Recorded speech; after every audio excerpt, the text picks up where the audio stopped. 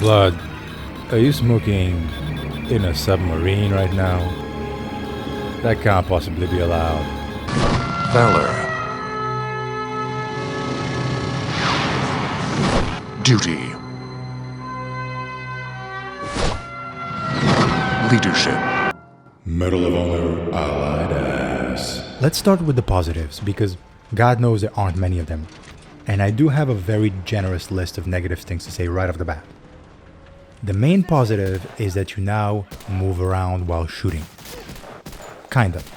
I mean, yeah, sorta. The first two Medal of Honors, you can either hip fire while moving, or you can stop moving and aim manually. Allied Assault plays more like a modern FPS, in that you can move freely while aiming, except that there is no ADS. So you're not really aiming as much as just kind of always hip firing. This you could already do anyway. So when you really deep it, the only difference really is that you are now hip firing with crosshairs, as opposed to hip firing without crosshairs in the first two games. However, this being a PC game, there is no question that aiming is infinitely easier here on a mouse. But then again, that's more of an advantage of the platform than the game actually being better at aiming. Overall, this feels like a PC game. The other ones don't yet feel like a modern console game. They feel like an outdated one.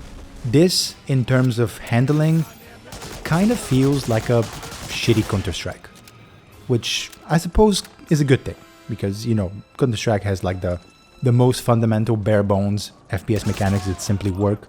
This, for the most part, works pretty well, except there's no ADS and you just kind of have to get used to that.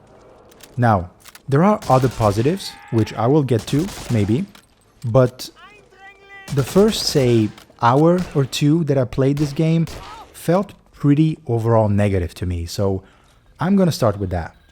You begin with a squadron, which was immediately frustrating as all hell, because all they can do is get in the way when you're trying to shoot. Okay, they're hiding it. Okay, can you get out of the way, please? Get out of my goddamn way, bro. What the hell?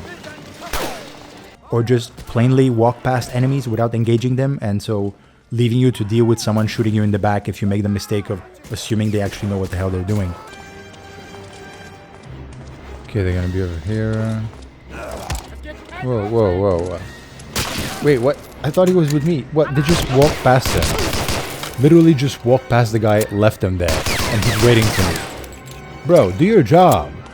So they really serve no positive purpose that I can think of, as you can't trust them to actually clear a map or signal to you the presence of enemies, and sometimes outright serve negative purposes because they can actively make life more difficult for you. Soon after the beginning, you also get some escort missions which are equally annoying because the guy is completely useless and just gets in the way and contributes very little except for dying and making you fail the mission. This is of course a classic problem in many games, and perhaps one of the most consistently infuriating things in the history of video games, having a shitty escort. Alright, let's go. Wait, what? Oh my god, he just died from the explosion, you absolute moron. But it's here in full force, and it was never really an issue in the first two. I mean, there were some things like that in Underground. I'm mainly thinking about the pilot's mission, but it was pretty quick and not nearly as frustrating as this, so Allied Assault definitely takes that cake. The first mission also includes perhaps the single slowest vehicle section ever devised by mankind. Look alive, pal! We're coming up on the outskirts of the Hell airfield. yeah, we're looking alive. Can we look alive a little bit faster? Can we look a little bit aliver? Because, you know, there's like other gears to this. Maybe you can like shift gear. Another thing I immediately found frustrating is something that I'm sure will get excused on the grounds of realism, which is that you cannot reload the M1 Garland rifle with which you begin. You shoot a bullet, cannot reload. You must empty the entire clip, and only then the rifle can be reloaded. Now, I get the idea here. That's how a real rifle works. Okay, you don't change clips for one missing bullet and then have your leftover bullets just magically appear in the new clip. It doesn't work that way. Sure, great, good point. Now, what about the other weapons though? Does a pistol not work like that? What about a Thompson? What about a machine gun? Are those any different? No, they are not. And yet, you can perfectly reload those in the game. My view here is that you have to make a decision and stick to it. I think the idea of a shooter that's realistic about bullets and reloading is actually a very compelling concept. But you can't be a pussy about it. Either you want to be bold and commit fully to the idea, or you just don't do it at all. What they've done here is think, wouldn't it be neat? But it would be too crazy to keep the realism for all the guns, right guys? So let's do it for only one of them and not the others, which is imbecilic and completely defeats the purpose. If the game had fully committed to this idea and all guns work this way, either by making it impossible to reload mid-clip or else by having you lose bullets when you do, I would have actually had a lot of respect for such a bold move. I would have really liked that. And while it would have made the game more difficult to play, that's a type of difficulty I would have actually really enjoyed, and it would have definitely ended up being one of the positive aspects of the game. Instead, they decide to pussyfoot around it. Half commit, only apply it to a single weapon, and what you get is, in isolation on its own, a very stupid mechanic. There's no reason to have this mechanic for only one gun and not the others. Once again, you either commit to your bold decision or you don't take it at all. It's stupid to half do it. And this mechanic, by the way, because as I'm recording this in the moment, I have already played a few of the subsequent games as well, this is a mechanic that's going to stick around for at least 2 more games after this. For Frontline and for Rising Sun, and maybe even more after that. I don't know yet, I haven't played them, but God, I hope it doesn't. Okay, what else? Where's my list? Headshots, right, okay, so they don't really work. Yeah, they don't really work anymore. I mean, you need 2 headshots to kill an enemy, and some of them are wearing helmets which fall off after the first shot, which is a very nice detail, I guess. If it wasn't for the fact that enemies without helmets also need 2 headshots. Bro, die. Bro, die. Bro, just fucking die, man. So that makes sense, right? This means that any sort of infiltration type missions are very frustrating because you never get that satisfaction of single tapping enemies until at least you get the one-shot gun later in the game. Wait, is that Manon? Are you the American agent?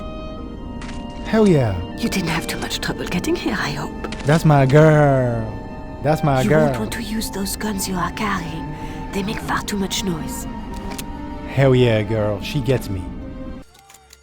Which one-shots every enemy, no matter where you hit them. You can hit them in the leg, they'll die after one shot. So, once again, that doesn't exactly solve the whole thing, it's just an extra useless mechanic. And this is particularly jarring to me because headshots play a very big part in the first 2 games. And if your aim is sharp, you can embarrass entire squadrons by ending confrontations in mere seconds. For this reason, the pistol was probably my second favorite weapon in the first 2 games, after the shotgun, because it was the most satisfying for just head-tapping some dumb little Nazi punks left and right. Here, the pistol is pretty much fucking useless. Just does no damage, doesn't aim well, and headshots don't work the same way, so really whatever. The only reason to use it is when your only other option is the M1 rifle and you don't feel like dealing with the fuck-ass reloading system. What else? Yeah, so you can't really pick up health that's near you on a table, for example, without having to jump on top of the table. Okay. Bruh. Please, fuck up. Also, the health and ammo that's dropped by enemies disappears after a few seconds. So if you want to take it later, you can't. If you're in the middle of a fight, you can't grab it. You have to rush in to get it, or you watch it vanish before your eyes. That's lovely. Also, small thing, but I find it very annoying that you cannot change the audio levels for music and SFX separately, which was there in the first 2 games. It should be there in any modern game. It should be there in any non-modern game. You get a master dial, and then you get a music dial. In other words, completely pointless. Master dial is just like changing the volume on your computer, and the music dial just turns off the music, which why would you want to do that? Unless you're streaming or something and you're worried about copyright. I want to hear the music properly without every gunshot breaking my ears and my speakers. That's the point of having an SFX sliders. It should not be optional. And you will say, yes, but it's an old game. Then why did the previous 2 games have it? It's a very basic thing to demand, but I guess it was too much to ask for. But That's probably enough with the negative things. What is good about this game?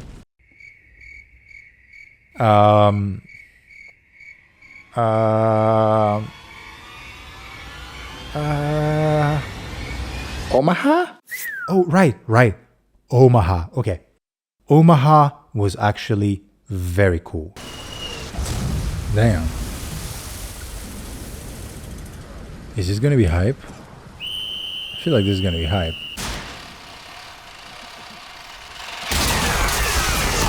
Holy shit. Whoa, bro. Whoa, relax. Whoa. Chill.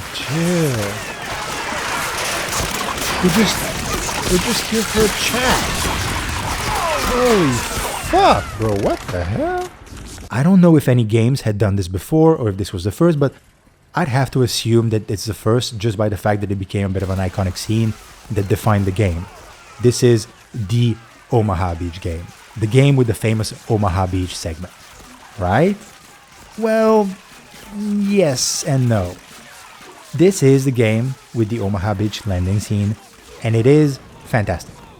Difficult at first, can be very frustrating until you figure out what you have to do in all the chaos, and you'll probably die quite a lot of times getting absolutely ripped apart by the machine gun fire. But all of those are good things. It should feel chaotic, and should feel frustrating, and it should feel seemingly impossible at first. That's the idea. That's what such a scene must feel like, because that's what it feels like in reality. So in that light, it does a fantastic job. The main issue I have with it is actually that it's kind of too short. I mean, you go up on the beach, you motor your way past the barricades. We're gonna blow it up. Hell yeah. Oh, this is hype. This is super hype. Let's go. Get control of the towers, and that's it. Then it just ends. And I mean, granted, you're supposed to disembark and take control of the beach, and you do that. But I think the immersion and the successful aspect of that immersion also makes you want to stick around and have more to do. It makes you want to go and see what is next after the landing, and it makes you wish that this scene was a little bit more fleshed out and a little bit longer. This game has overall the same mission structure as the early games, without that, single cohesive campaign. But as I said in the previous videos, I never found that to be detrimental, and nor do I generally find it to be particularly detrimental in this game, except for this here mission. And the reason is because it's so good. It was indeed so good that it made me want to have a more cohesive story.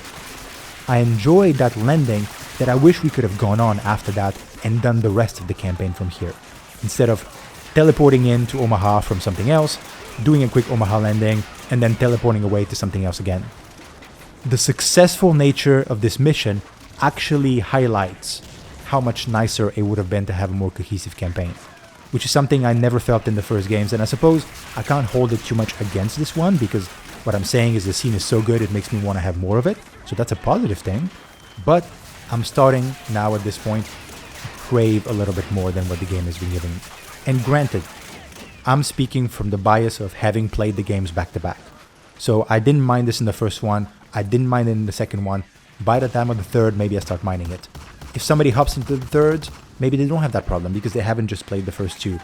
This is something we've already spoken about in other games.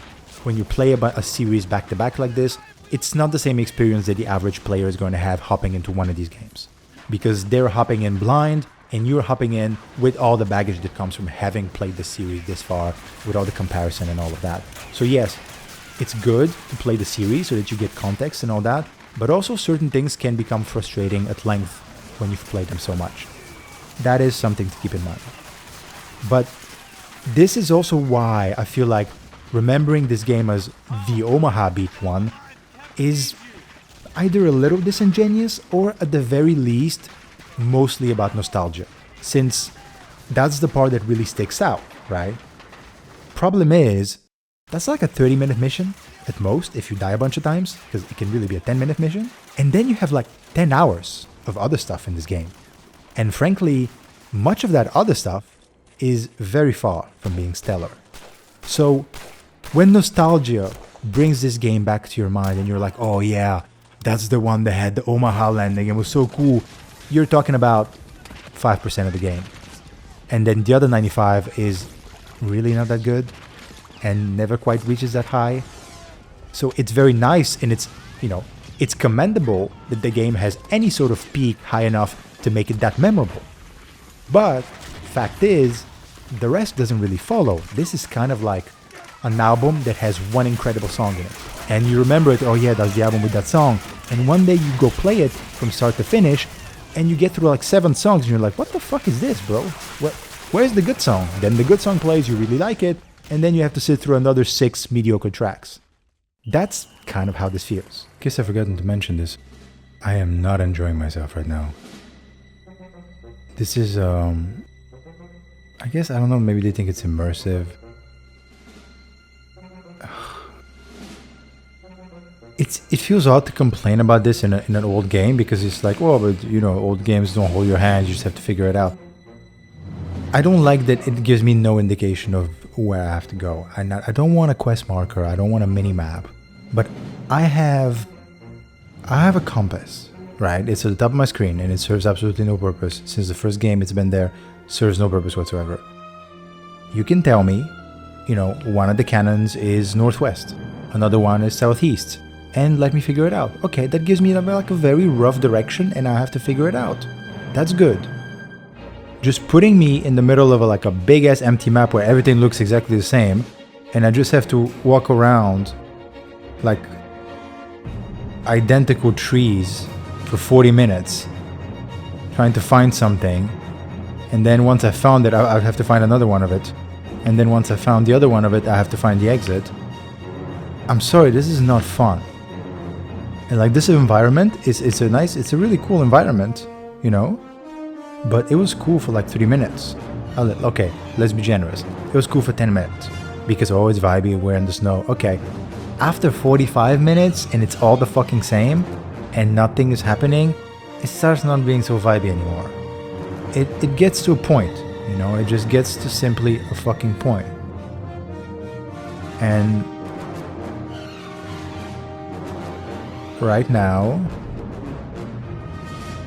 I am not particularly enjoying myself.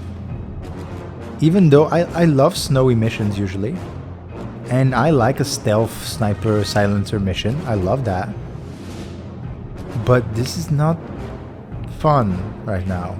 It seemed like an odd critique seeing as it spawned it a little bit. What I was about to say was that this feels like Call of Duty. And you can say, yeah, but that's not a criticism because this inspired Call of Duty, blah, blah, blah. Sure, yeah, of course. But I mean that in a slightly different context because the first 2 games didn't feel like Call of Duty. They felt, frankly, I felt like I was playing a forgotten Indiana Jones game. You know, there's no lasso and there's no hat. But for the most part, I really felt like I was playing a fucking Indiana Jones game. And it was so much fun. That aspect of it was so fun and I was really enjoying it. That was my favorite part of it. The fact that it had that vibe and it felt like that. And it even made me... I am not a fan of war films. Anything that has... like, if it has guns, I'm not a fan of. If it's war with horses and swords, I love it. If it has guns, not a fan.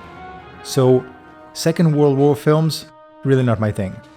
But playing the 2 games really made me want it so bad that I even watched... We watched Nuremberg the other day. It was dog shit, by the way. And then it made me want to watch some Second World War stuff, which is really not my vibe, but it just put me in that mood a little bit. Because they were so vibey, you know? Leading up to what I can only describe as, of course, the worst part of any meta love on a game, no doubt, but, to be perfectly honest, perhaps the single worst mission of any FPS game I have ever played. Holy fuck. Like, where are they? I keep getting fucking... I can't even see. Bro, chill. Chill. Where are they? Are they from both sides or something? Oh my god, bro. Where? The fuck? Okay. This one. Okay, I got him. I got him. I got him. Gotta be another guy somewhere, right? No, no, no, no, no, no, no. Wait, wait, wait. What? Oh, fucking hell. Where are you, bro? Oh, shit. Okay. What? What? Fuck's sake. Okay, I got this one. Whoa, whoa, what the... Bro, did you just come out of the closet? Was he the one shooting me before from here through the fucking closet? What the fuck is going on, man? And there's more. Where? What the... Where, bro? Oh my fucking god. This might come off like some sort of... actually, the older games from 1746 are better, you know? Like I'm trying to sound like some corny purist or something. But honestly, at no point did either the first game or Underground make me hate them as much as this make me hate it. At no point was I on the verge of quitting the game completely.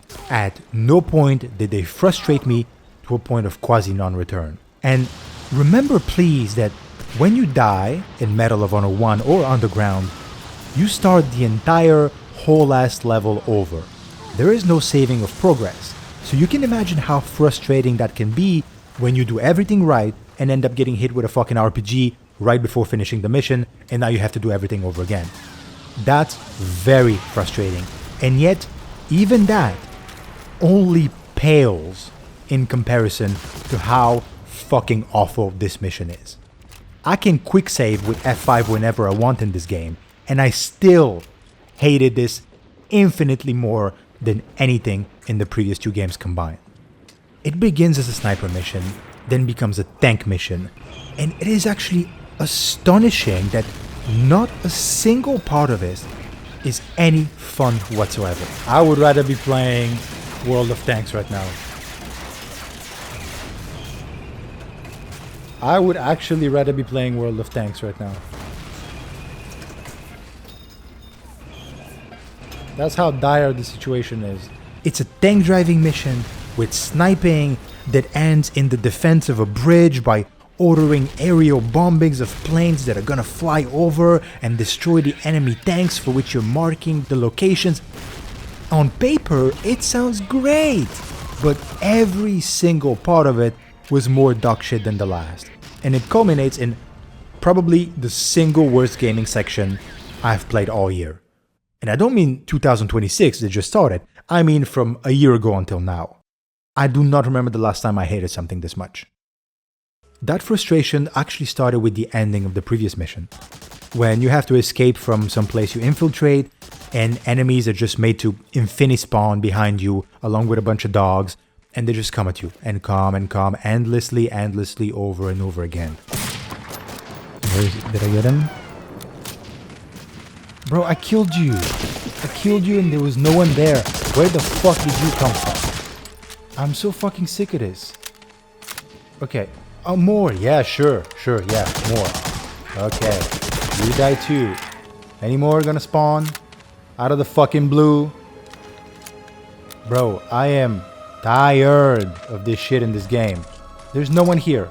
We agree, there's no one here. Right? Okay. Let's go. Where? Here they are. Of course. Why the fuck not? Just keep appearing out of fucking thin air. Oh my god.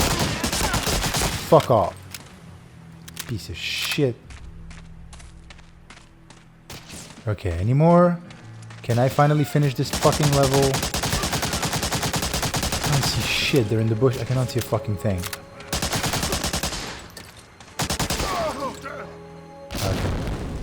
Okay, great.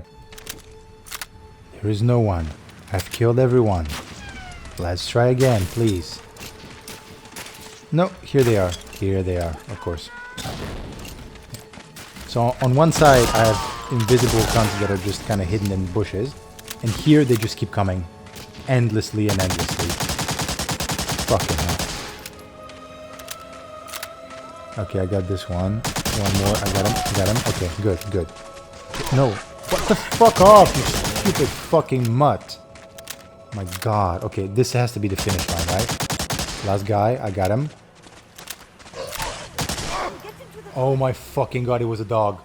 Another, the 105th fucking dog spawned behind me. Fuck this shit. And this brings me to one of the worst aspects of this game. Despite all my complaints, most of which have been either small or medium ones, there are, I would say, two chief problems from which this game suffers, and these, to me, ruin the whole thing and make it overall a very unenjoyable experience. The first of these are infinite spawns. I don't know what it is and why they thought this was a good idea, but the entire game is absolutely littered with endless enemy spawns that never stop unless you just rush through the map and get to some specific place that advances the mission forward. There's no such thing as clearing out an area, there's no point in defeating all the enemies or sneaking around to take out the guards one by one. None of that matters, because they will keep spawning until hell freezes the fuck over. The only place I remember having something like that was maybe in the very final level of Medal of Honor 1, right before you blow up the missiles, but that's it. At no other point did the first two games make use of that, at least not to such an extent. In fact, I believe I even complimented one of them in the video for having smart enemy placement, and how one could learn where the enemies are and speedrun through the level if they wanted to. None of that matters here when there are endless infinity spawns all over the place.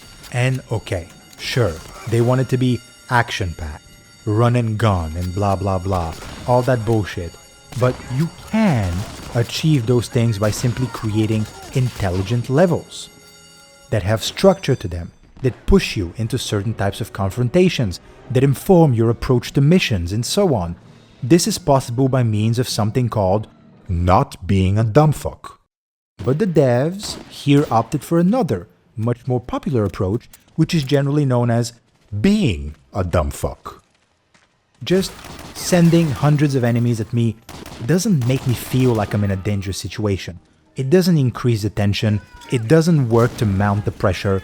All it does is remind me that I'm playing a video game, and not a particularly good one.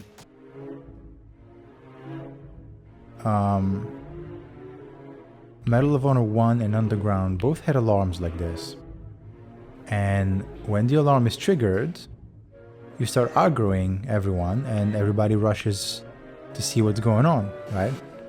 Makes perfect sense. This game, however, does it a little bit differently. What it does is that it just infinity spawns enemy. It just starts spawning an endless series of enemies that just appear out of nowhere, and they keep coming. Over and over and over and over until you turn the alarm off. And that is very fucking stupid. It's not fun, and it doesn't really make any sense, and it actually kind of defeats the purpose of infiltration a little bit, because like if you want to play the role, that's fine, but if you don't, then you kill everyone one by one. Killing everyone one by one doesn't matter if you start spawning an infinity of people. Where the fuck did you come from? I just killed you. Oh yeah, I forget that when this is on, they just keep coming. Yay, I love when there's like infinite spawns. That's my favorite thing in video games. Infinite spawns, that's so much fun, bro. That's like, but like it's so fun though. But like it's so goated though. I actually find it to be very immersion breaking, especially when you're trying to roleplay as your character and feel like you're really deeply rooted into a given situation and trying to find your way out, and then you turn around and watch 5 enemies just spawn behind your back for no reason, or 10 people come running out of a room you literally just cleared and that has no other entrances or exits. That destroys it for me. Sure, I can understand the logic of send bots at them so they have to shoot more of them. More shooting equals more action. More pew pew equals more FPS. Okay, great. But once again, there are ways to achieve intensity through being good at your job. This, to me, is an example of the opposite. This, to me, is just very poor game design. Now, the other major aspect that I absolutely hated, and which I think is the second biggest issue with this game, is the damage indication when you're getting shot. As soon as you take any damage whatsoever, it becomes quite literally impossible to shoot back. Oh, bro, can I fucking shoot? Can I shoot? Can I fucking shoot? Now, of course, there should be some consequence to getting shot at. It should make your life more difficult, and the opposite extreme is, for example, Medal of Honor Frontline, the following game, where you don't even realize you're getting shot at until your health is really low. So that's going too far. But there must be some kind of balance between the two, because this is an FPS after all. And other than shooting at people, the second thing you do the most in an FPS is getting shot at. So if your game becomes virtually unplayable every time someone is shooting at you, unsurprisingly, that's gonna be a bit of an issue. I am not saying that when you take damage your screen shakes too much, or there's too much blood on it and that kind of is detrimental to your vision. No, I am saying that while you're taking damage, your shots simply do not land. The screen does shake, which makes it harder to aim, and that makes perfect sense. The problem is that even if you do manage to aim through the blood shaking, it just kind of doesn't really matter. It makes no difference. Your crosshairs could be precisely pointing at the enemy and it won't matter one bit because your bullets simply do not land. That's all. It doesn't matter where you're aiming and how well you may be correcting for the screen shake, your bullets simply do not go where your crosshairs are. The only thing I can assume is that they increase the spread of your bullets while you're taking damage, but they must have increased it so much that you might as well close your eyes and take a nap because nothing you do in that moment actually matters. Now, I've bitched about a lot of things in this game, about specific missions that prove very frustrating or certain ongoing things, but these two aspects that we just talked about, the infinity spawns and taking damage, are what makes the game deeply unpleasant for me. Because the rest, they're either specific issues at some points of the game, or else they're things that can be mildly annoying every now and then. These two, however, are not mildly annoying, but rather wildly annoying, and not in specific portions of the game, but all throughout. It never stops, and the entire experience of the game as a whole ends up suffering for it. I cannot tell you how happy I was to finish this. And in fact, I was so happy to finish it that when I closed the game for the last time and realized that my last hour and a half or so of recording had gotten corrupted, and that I was thus missing the entire final mission, my reaction was, I don't give a shit, I am not doing that again. The audio, however, worked fine, so I did manage to salvage this bit. Oh, but you don't get it. It makes the game challenging. Well, if I had to hold in farts for 2 weeks, that'd probably be quite challenging too, but why the fuck would I do it? Just because it's challenging doesn't mean it's a good fucking idea.